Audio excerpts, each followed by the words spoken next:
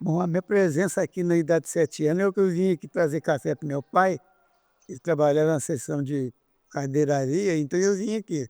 Aí eu entregava a ele o café e dava uma volta para dentro da locomotiva.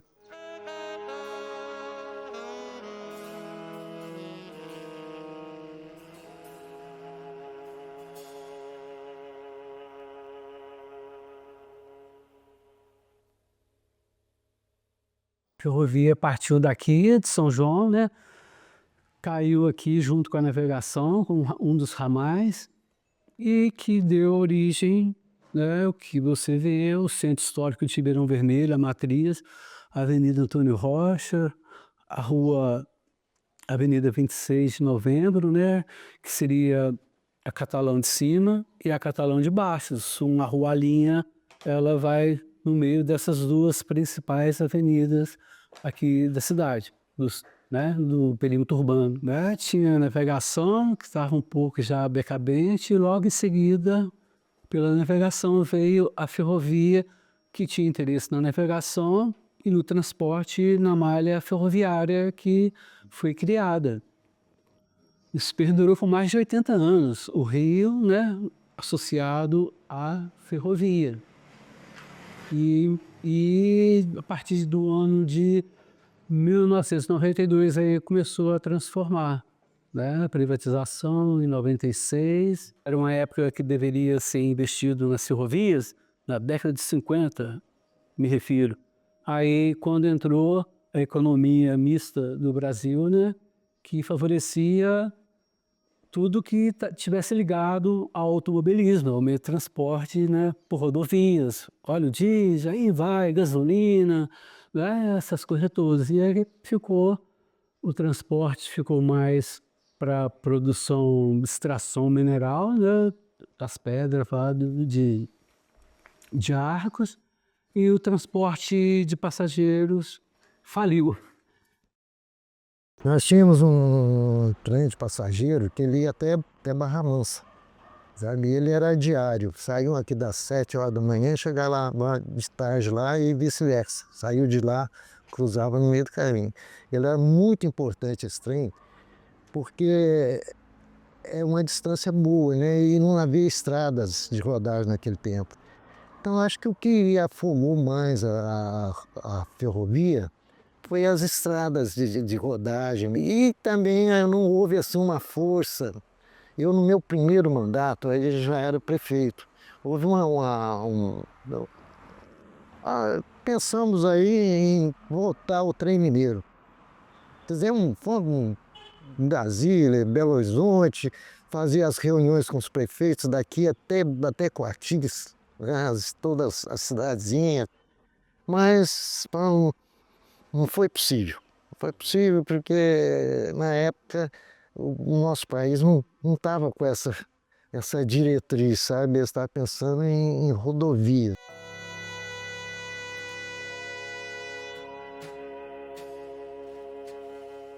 Bom, aqui na rede, no começo, eu entrei lá para abastecer as locomotivas, né, no depósito. Na tração que eu entrei. O primeiro serviço que eu vou fazer foi esse. Depois eu fui transferido aqui para dentro, para o cômodo da seção de tornos, né? Dos tornos onde é que trilhava as peças para a locomotiva. Trabalhei no abastecimento da água aqui também, para o abastecimento das locomotivas. Eu comecei a trabalhar no ano de 1942. Em 42 eu entrei como contratado. Trabalhei de 42, depois eu fui arrumar documento para tornar a voltar. Vim para o Exército em 46. Aí peguei o documento e a Ribeirão Vermelho.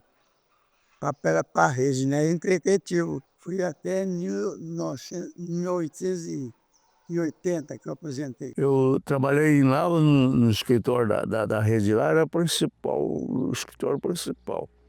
Lá eu fui, era técnico de contabilidade, mas cheguei a supervisão lá do escritório muito grande.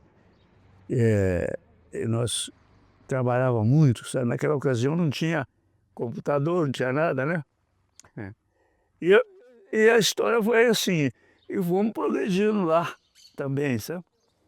Me lembro quando a rede comprou não, alugou o primeiro computador, ninguém era tudo leigo, você entendeu?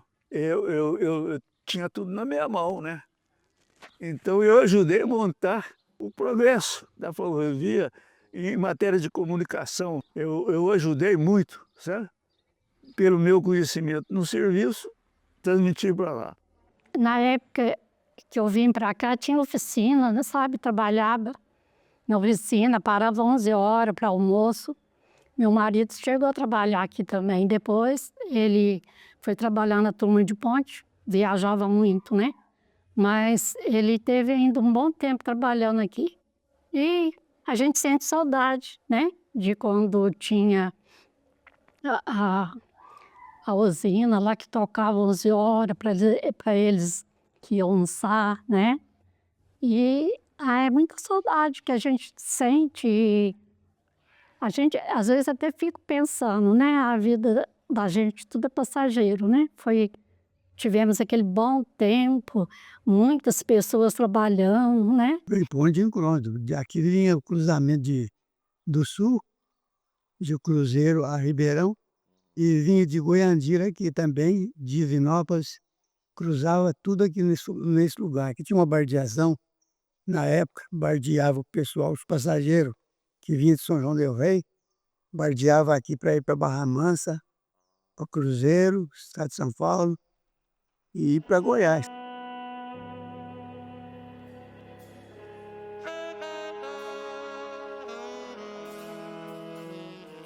O divertimento que tinha mesmo eram os clubes, né? Clube social, que ainda tem hoje. A princípio dançava num cômodo que tem perto da prefeitura, chamava Caixote em Pé, o apelido do clube. Caixote em Pé, depois nós fomos lá para o cômodo do cimento, dançando no cômodo do cimento. De lá acabou isso, aí a gente foi tomar providência da construção do clube social.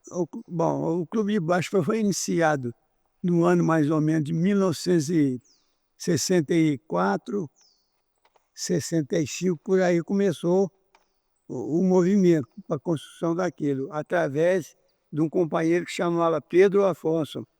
Ele tinha o apelido de Pedro Imba. Houve um problema com ele na cidade na época, então eles levaram ele, porque ele não tinha tirado licença para fazer um bloco na rua, eles tiveram que levar ele à delegacia para legalizar esse papel.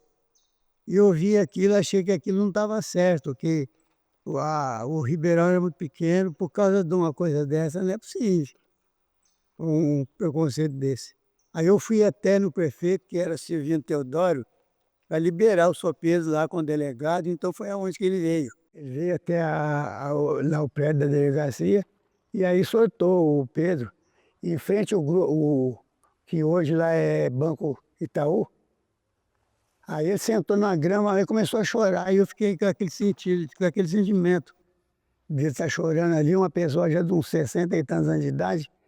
Ele naquela época ele desejou que a nossa cidade devia desaparecer por causa de uma coisa dessa. Eu falei, não, não é assim.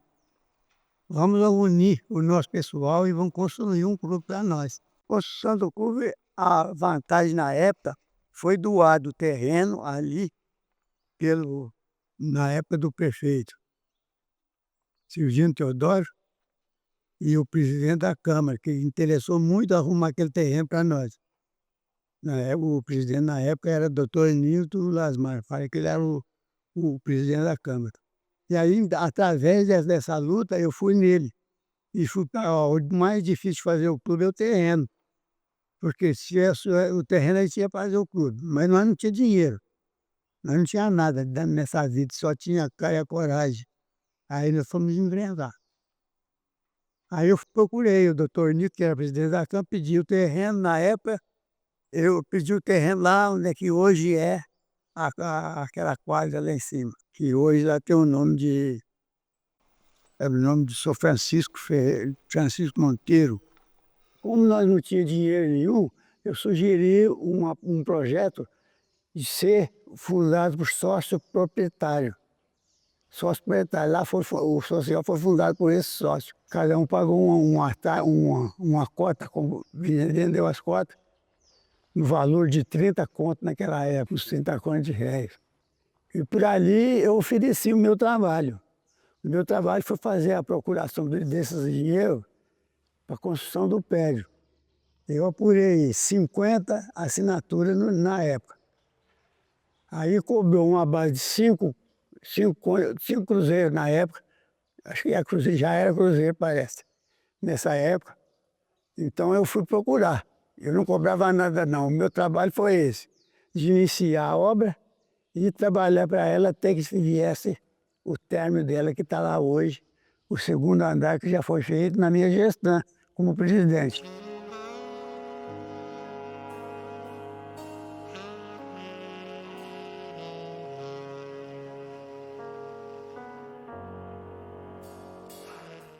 O sonho nosso aqui ainda perpetua a ferrovia, né? Tá no sangue dos netos, dos bisnetos, dos tios.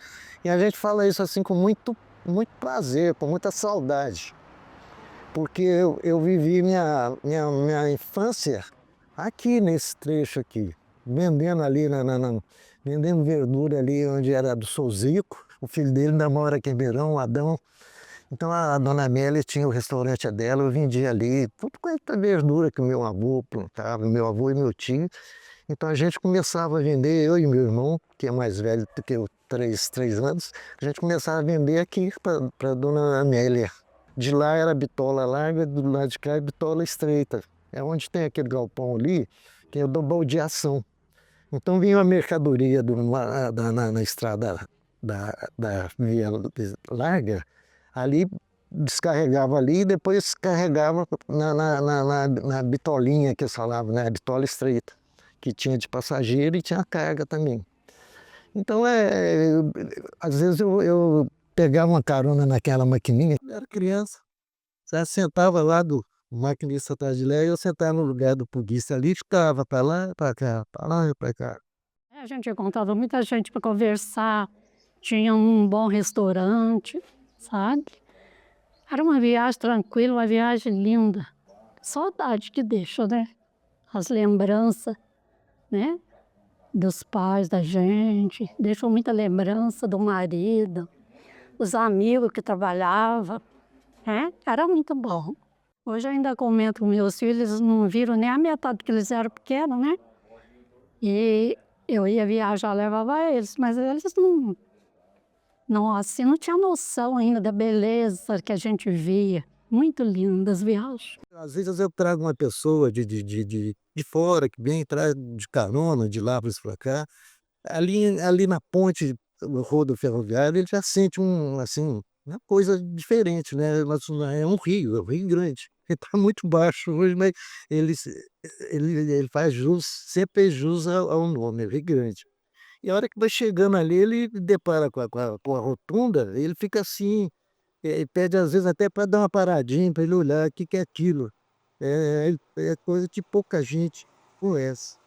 Então aí com um pedacinho da história, né? E que era uma cidade muito importante, de ferroviária, e aqui eram as oficinas, onde consultava as máquinas, né? Então sempre foi a vida de Ribeirão Vermelho, começo de Ribeirão Vermelho. A gente luta para isso. Acho que já está com 99 anos já e 7 meses. Mas acontece o seguinte, a gente sempre sonha no crescimento da cidade, né? Agora, graças a Deus, ainda tem desenvolvido bem. E nós temos diversos bairros novos, com muito loteamento ainda para ser vendido, né? A gente pensa isso aí, num futuro melhor.